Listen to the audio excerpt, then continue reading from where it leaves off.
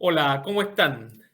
Muy buenas tardes en este día jueves 15 de junio. Sean todos bienvenidos a este tercer bloque del cuarto Congreso Internacional de Educación Online, donde conversaremos respecto a la formación continua en la era digital, innovaciones y analítica del aprendizaje. Para no perder tiempo, entonces vamos inmediatamente a presentar a quienes nos acompañan hoy en este panel. Invito a integrarse al panel a María Elena Narváez. Ella es la directora de Educación Online en la Universidad Internacional SEC en Ecuador. Ella es comunicadora social en comunicación organizacional y relaciones públicas. Máster también, ¿cierto?, en comunicación y experta en educación virtual. Invito ahora a Michelle Aparecida Cerqueira. Ella se desempeña como neuropsicopedagoga y psicoanalista y tiene un doctorado en psicología. Ha sido docente y tiene experiencia en el desarrollo de contenidos educativos con énfasis en psicología educativa y problemas del aprendizaje. Le pedimos ahora a Arturo Amaya que se nos una en el plenario. Arturo es asesor de modelos de educación a distancia y analítica de datos. Además es profesor, investigador y experto en ambientes virtuales de aprendizaje y business intelligence. Actualmente se desempeña en la Universidad Autónoma de Tamaulipas, en México. Invitamos al plenario entonces también a Diego Chauquepán, ¿cierto? Diego es director de e-learning del Instituto Profesional y Centro de Formación Técnica Santo Tomás, experto en Learning Analytics y Educational Data Mining y posee un máster en Ciencias de Datos. Y finalmente invitamos al panel a Ana María Meneses, ¿cierto? Ana María es directora de Producción y Desarrollo Audiovisual en la Universidad Católica de Salta, en Argentina, es licenciada en Comunicación Social y posee un máster en diseño y programación de multidispositivos. Este tema, bienvenidos sean todos los panelistas entonces, el tema que hoy día vamos a ver es amplio, ¿cierto? Tiene que ver con la formación en línea y la analítica del aprendizaje. Es algo extremadamente complejo, pero a la vez extremadamente apasionante. Hay que tener en consideración que somos el único plenario con 5 panelistas, así que tendremos que ser muy cuidadosos en el uso del tiempo y por lo mismo y sin mayor preámbulo, vamos entonces con nuestros panelistas. Me gustaría partir con María Elena, ¿cierto? Ella nos presentó su trabajo de evaluación docente y virtualización, criterios, estrategias y experiencias para asegurar la calidad en la educación online. María Elena, la pregunta va por este lado. Muchas instituciones hoy están desarrollando la educación basada en competencias, donde se busca el desarrollo de habilidades en el estudiante. En este contexto, el aprendizaje se determina a partir de funciones y tareas precisas, donde se busca, ¿cierto?, como resultado que el alumno esté capacitado para desempeñar o producir, ¿cierto?, una actividad específica en una etapa de su aprendizaje. De acuerdo a tu experiencia, ¿es posible aplicar las metodologías de evaluación docente en temas relacionados con competencias? ¿En qué parte de tu modelo se tiene en consideración y cómo aseguras fomentar las competencias digitales en el docente online, sabiendo que es fundamental para este tipo de modalidad de estudio? Buenas tardes con todos, muchísimas gracias. Sí, efectivamente. Nosotros realizamos una evaluación del campus virtual que ya fue presentada en la ponencia. Se concentra más en este cumplimiento de parámetros mínimos que ya se fueron exponiendo. Pero uno de los elementos que no contamos en la ponencia es que parte de este acompañamiento docente también incluye una evaluación pedagógica. Es decir, que evaluamos, entramos a las clases de los docentes, entramos a las aulas virtuales y evaluamos que el docente utilice técnicas pedagógicas, por ejemplo, que fomenten la actuación reflexiva, la crítica de la construcción de su propio aprendizaje, que estos resultados y materiales que ellos utilizan motiven a la participación y faciliten la recepción de información y además que evidencien el uso de herramientas digitales en la generación de contenido, en el trabajo colaborativo, etc.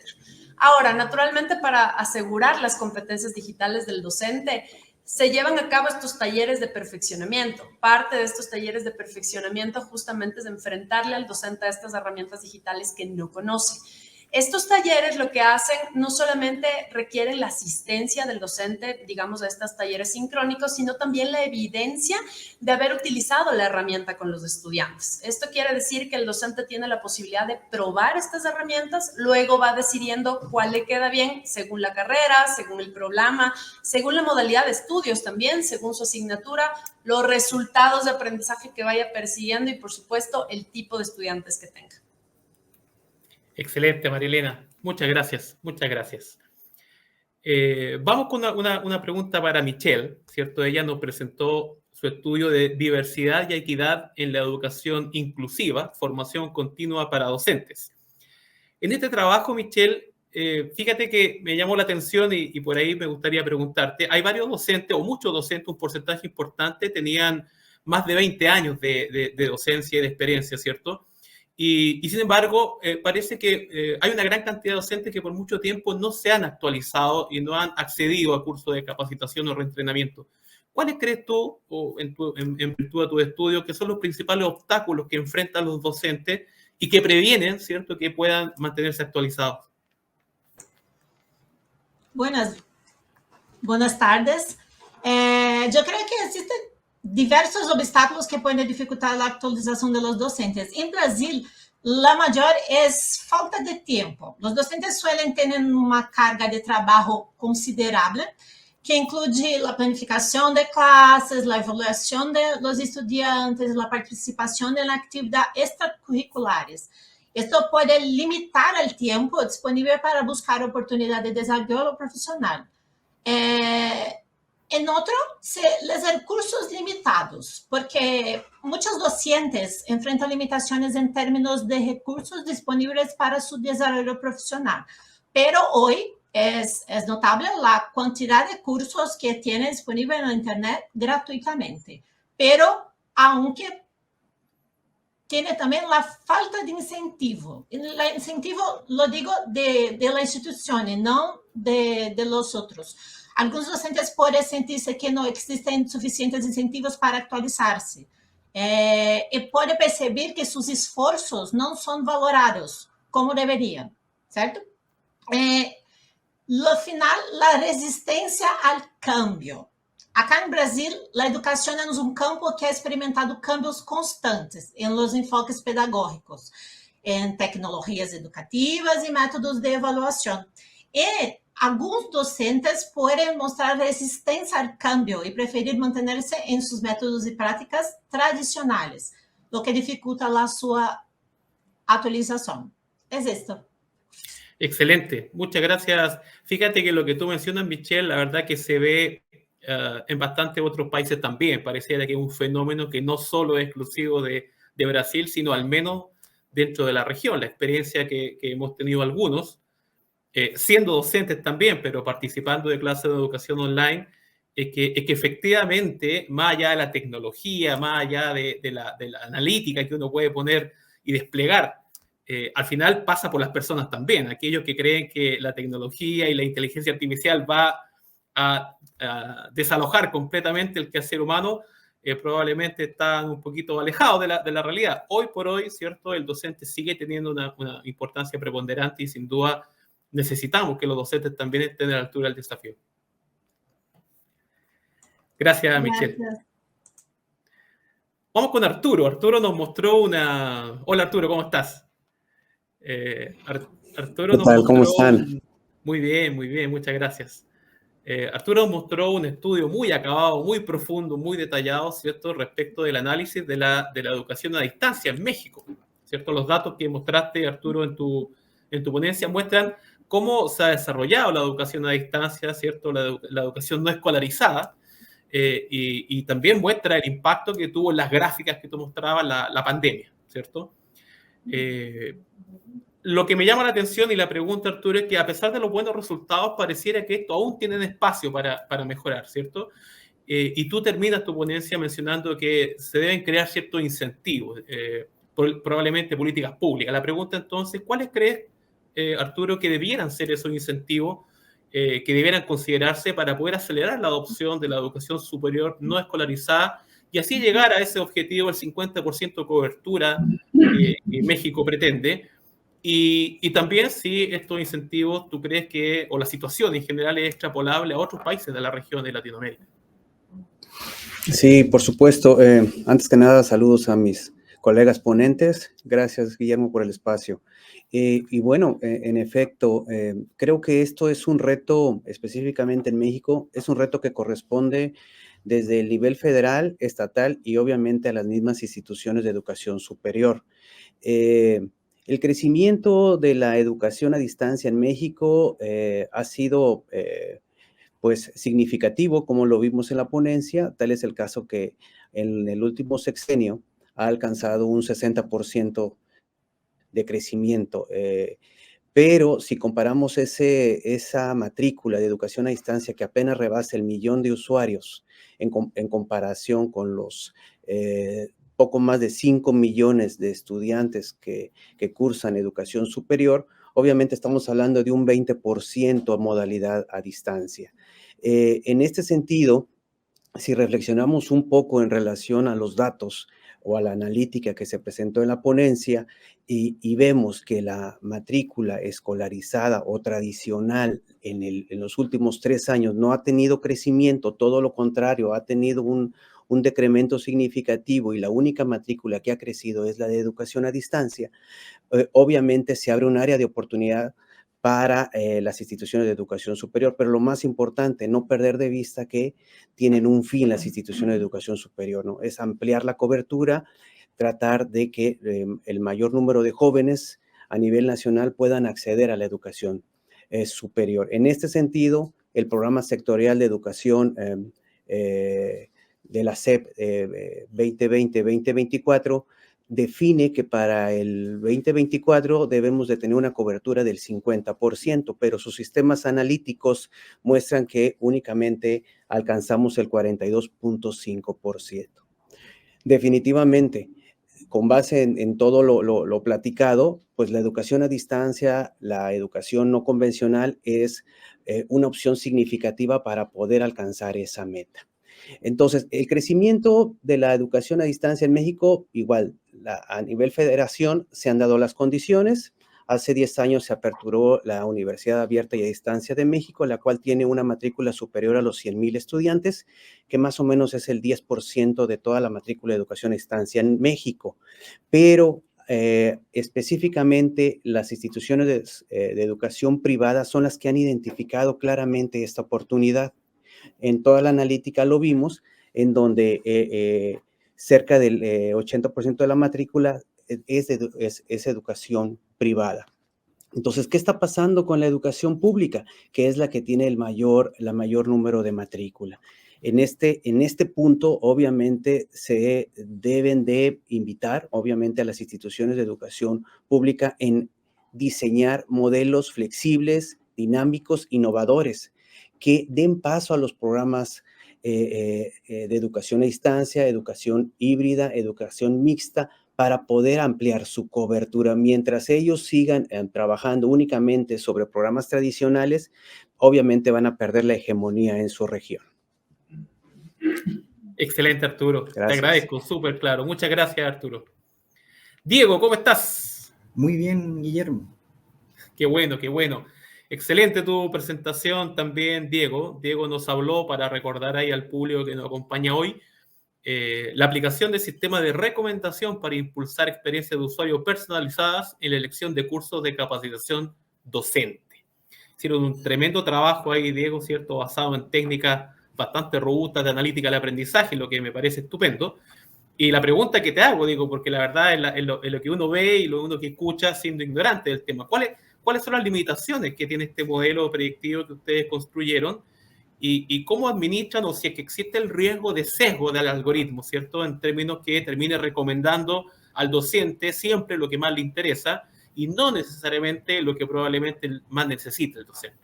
Ya. Bueno, buenas tardes. Creo que una muy buena pregunta la que me realizas, Guillermo, porque justamente en este momento, dado el auge que está teniendo la inteligencia artificial, poco suele discutirse o conversarse respecto a las limitaciones que tienen este tipo de modelos que se implementan para intentar optimizar algún tipo de proceso. En particular, cuando me preguntan sobre las limitaciones del modelo que terminamos implementando, puedo mencionar al menos dos.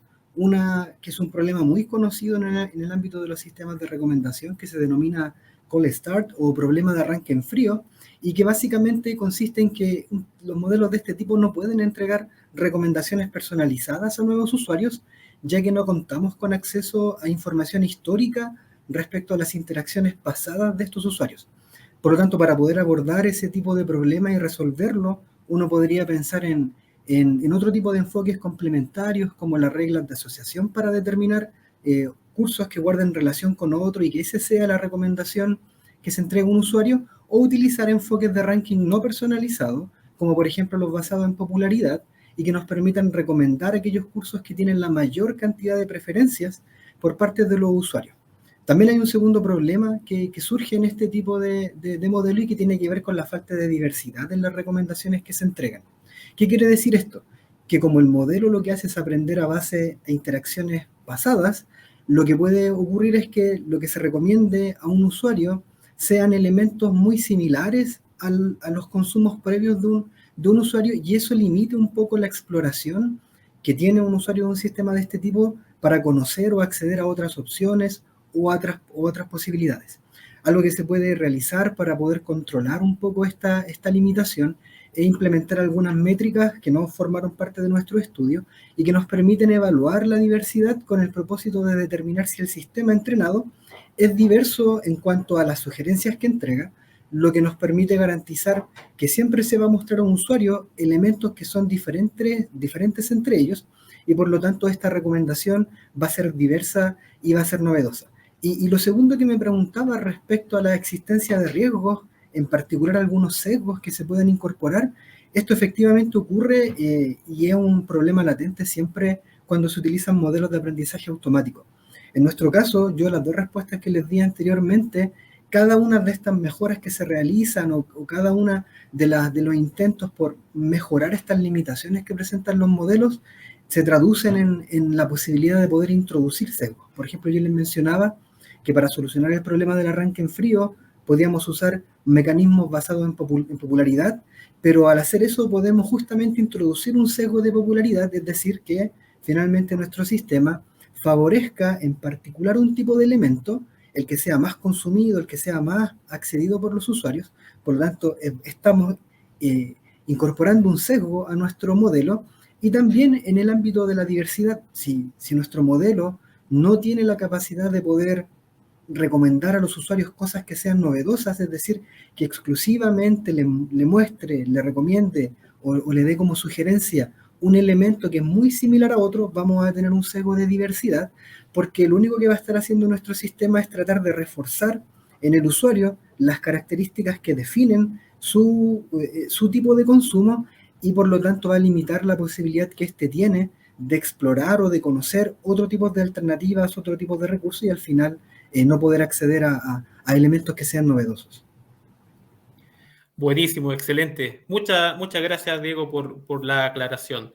Vamos finalmente entonces, para terminar esta primera parte del bloque, con Ana María, ¿cierto? Ana María nos instruyó respecto al impacto de los materiales audiovisuales didácticos en el entorno de educación digital universitaria y nos mostró el caso de la Universidad Católica de Salta, X, en Argentina. Ana María, ¿cómo estás? ¿Cómo están? Saludos a los colegas, ponentes y a los asistentes que se han interesado en las diversas temáticas que propone este congreso. Eso, ha estado muy bueno el congreso, así que se agradece la presencia de todos ustedes y la tuya en especial, Ana María. La pregunta, después de ver tu ponencia, ¿cierto?, es que vimos que los niveles de retención exhibidos, que rondaban entre el 62 y el 68%, parecen ser muy buenos en materiales de 10 minutos de extensión, ¿cierto?, a la luz sobre todo de la tendencia mundial de que la gente quiere acceder a contenidos de cortísima duración.